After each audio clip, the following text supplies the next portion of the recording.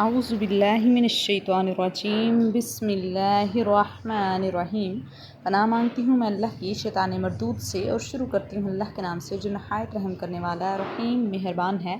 وَإِذَا قِيلَ لَهُمْ آمِنُوا، جب ان سے کہا جاتا ہے ایمان لاؤ، كَمَا آمَنَ النَّاسُ، اس طرح جس طرح لوگ ایمان لائے، قَالُوا أَنُؤْمِنُ، کہتے ہیں کیا ہم ایمان لائیں، كَمَا آمَنَ السُّفَهَاءُ، جس طرح ایمان لائے بیوقوف، أَلَا إِنَّهُمْ، خبردار تحقیق وہی ہیں، ہم السفہاء